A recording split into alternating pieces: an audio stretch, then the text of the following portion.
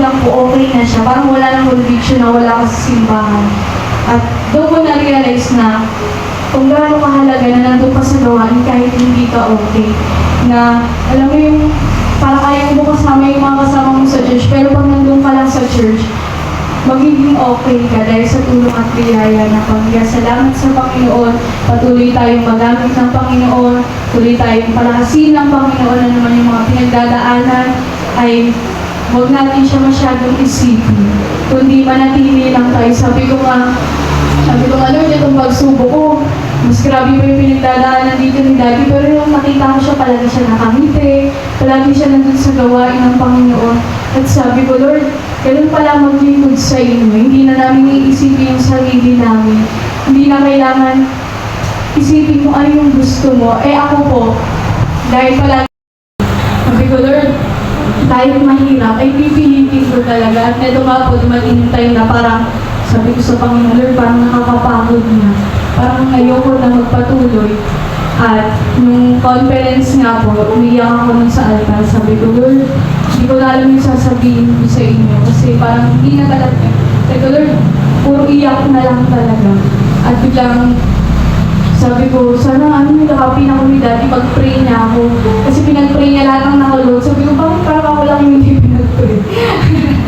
At sabi ko talaga sa Panginoon, gusto ko po nung yakap ko talaga, yakap ng isang ama. At pagkatas nung service, umupo ako dun sa may gilid ni Daddy.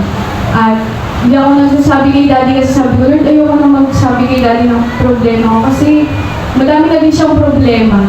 At umupo lang ako sa gilid ni Daddy habang nag-open. Tapos nagulat ako, bigla akong niyakap ni Daddy.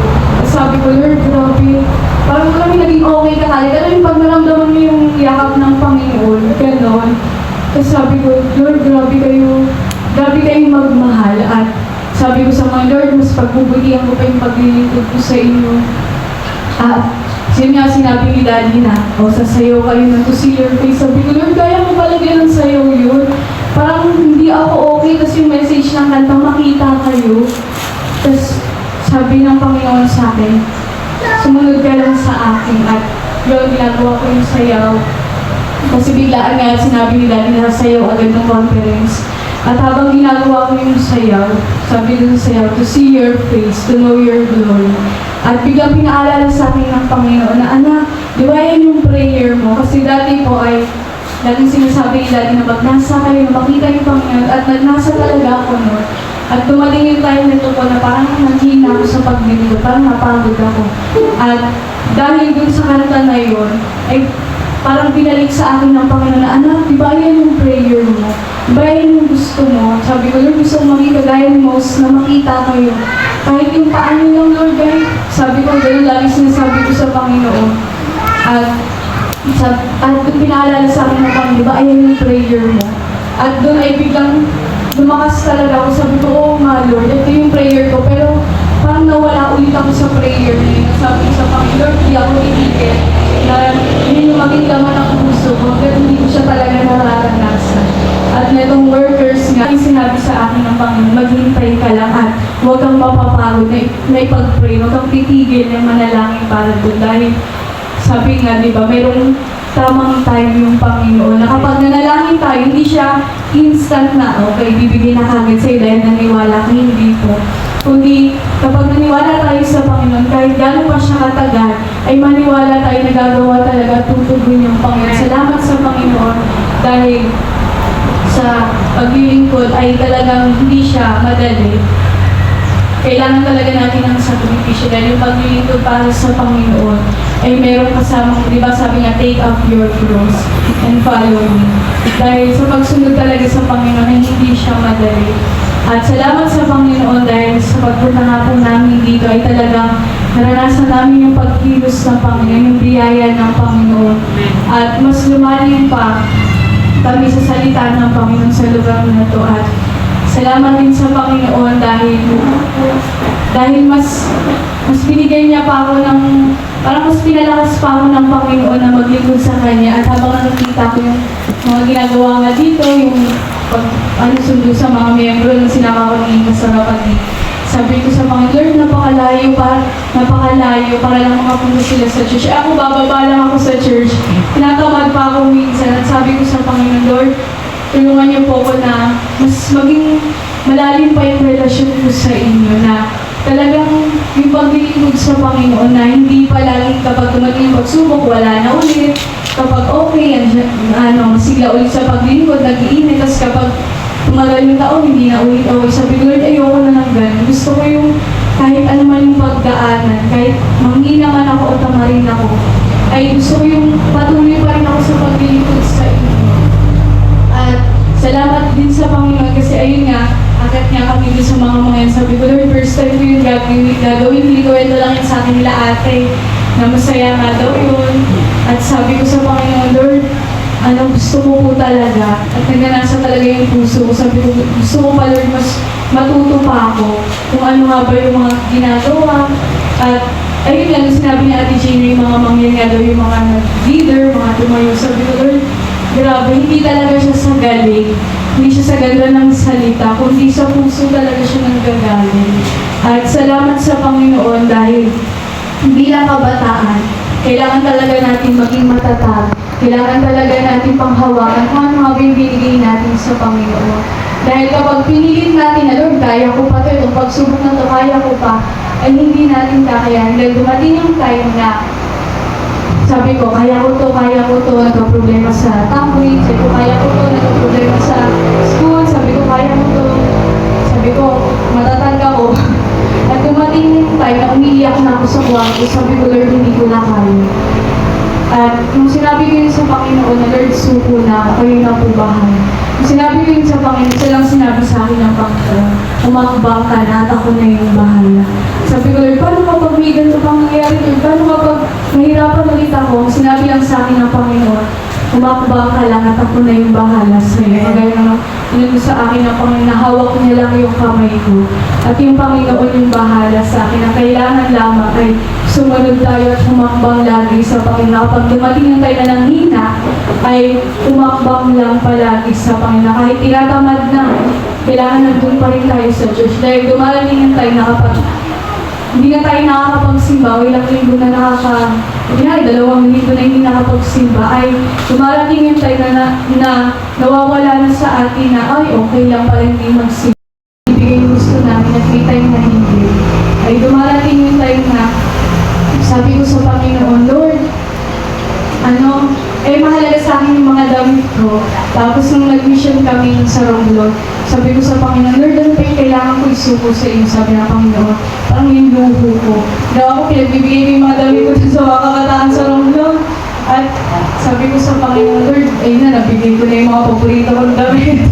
Mga dala ko mga paborito ko talaga. Sabi ko sa Panginoon, Lord, ayun na, nabigay ko na. Salamat sa Panginoon dahil hanggang ngayon ay tinuturuan ako ng Panginoon na talagang maniwala sa gagawin ng Panginoon na talagang sumunod sa Panginoon at hindi masunod yung gusto ko, kundi yung gusto ng Panginoon sa buhay ko kahit sa plano. Kaya nga, pag may nagtatanong sa akin, ano bang plano ko dahil sa school mo? Hindi ko na alam, bahala na. Hindi ko na iniisip kung ano mangyayari, basta bahala na. Kasi ang isa lang yung binigay sa akin ng panghayaan ko lang. At yung Panginoon ay yung maglalagay sa puso mo ng dapat kong gawin at nung pinapagawa sa akin ng Panginoon. Salamat sa Panginoon sa kabutihan niya sa buhay ko. At salamat din sa buhay ng aming magulang na talagang ginagamit ng Panginoon para mas lumalim pa ako sa paglilingkod sa Panginoon. Kasi si Mami palagi na kami sinasabihan na kapag kunyari wala kami sa youth service, hindi ka na naman nagsimba. Eh, lagi ngayon ni Ma'am, siguraduhin mong langit ka. Lagi si Ma'am sabi ko, grabe ka naman, isang beses lang, na-late lang. Ano kasalanan na agad? Pero na-realize ko na, oo nga, no, kahit yung onting late sa gawain, ay hindi na pala siya okay. Kasi di ba nga, kapag nag-iinit tayo sa paglilingkod sa Panginoon, parang ilang oras pa bago yung gawain, nandun na tayo sa church. Pero kapag hindi na tayo, hindi pa naman nagkasalita si Pastor, praise and worship pa naman. Pero tinuruan ako ng Panginoon kung gaano kahalaga yung bawat part ng gawain na yung praise and worship ay yun yung binibigay natin para sa Panginoon, yung pagpupuri natin para sa Panginoon. Yun, salita ng Panginoon ay yun yung para sa atin. Kaya sabi ko, Lord, oo nga, no, kailangan pala hindi talaga ako mali. Kasi sobrang halaga pala talaga ng gawain. At kahit parang minuto pa lang na mali, parang nakakakaba na. Parang kasalanan na siya, gano'n. Kaya salamat sa Panginoon, dahil patuloy na tinuturuan ako ng Panginoon. At sabi ko nga sa Panginoon, Lord, sige, kung ano pa yung ibibigay mo sa aking pagsubok nung nakaluhod ako sa altar mo. Sige Lord, kung ano yung ibibigay mo sa akin. Basta Lord, samahan niyo lang ako at ng inyong banal na Espiritu. Okay lang Lord, kahit ganito yung maramdaman ko. Basta napupuspos ako, basta kumikilos kayo. At sabi ko sa Panginoon, Lord, ano mo yung binitawan ko dun sa altar ay talagang hindi ko siya kalimutan. Hindi talagang, Lord, kung ano po talaga, kahit dumating yung problema, ay susunod talaga ako sa inyo. Na kapag ganun nga yung nangyari, sabi ko, Lord, huwag po makalimutan yung binitawan ko sa inyo na salita. Kaya salamat sa Panginoon, patuloy tayong magamit ng Panginoon, at patuloy na sumunod lang tayo sa Panginoon at sa ating mga tagapanguna, sa mga pastor natin. At panghuli ay, last na po, panghuli ay patuloy tayong tulong sa ating mga pastor, sa ating magulang, dahil isa sa natutunan ko nito ay yung ma-appreciate natin yung mga lingkod ng Panginoon. Kasi dumating yung time na parang nag-speaker nun si Daddy, sinama niya ako. At isa lang yung, may sinabi siya doon na sinabi niya na yung paglilingkod sa Panginoon ay hindi biro. At yung pagiging pastor ay kailangan mong kalimutan yung lahat. At doon ko naunawaan na kaya pala parang nakakalimutan na kami. Kasi po, kapag graduation ko po, birthday ko, dumating yung time na graduation, sabi namin, si Daddy yung maglalakad sa amin. Sabi ni Daddy, ay hindi ako makakapunta, may pupuntahan akong gawain. Wala, sino sasama sa amin doon? At dumating yung time na nagtatampo na kami. Mas dumating yung time na birthday ko, parang excited pa ako noon. Gusto namin kumain sa labas, ganyan. Sabihin na, hindi ako makakasama. Pupunta kaming gawain, may pupuntahan kaming church. Tapos parang nasa isip namin, palagi na lang sa simbahan, palagi sa gawain ng Panginoon. Pero dumating yung time na na-realize namin na mahirap din pala sa mga pastor na iniwan nila yung mga pamilya nila para makapaglingkod sa Panginoon. Pero dahil nagpasya sila na maglingkod talaga sa Panginoon, ay yung blessing naman na nararanasan namin ay talagang grabe. Na kapalit ng paglilingkod ng mga magulang namin, ay nararanasan namin yung biyaya ng Panginoon. Kaya sabi ko nga, kapag may mga pinupunta kami, na-appreciate natin palagi yung mga pastor natin kasi parang hindi nga biro yung mga pinagdadaanan nila. At patuloy na pinapalakas lang din sila ng Panginoon, kagaya natin.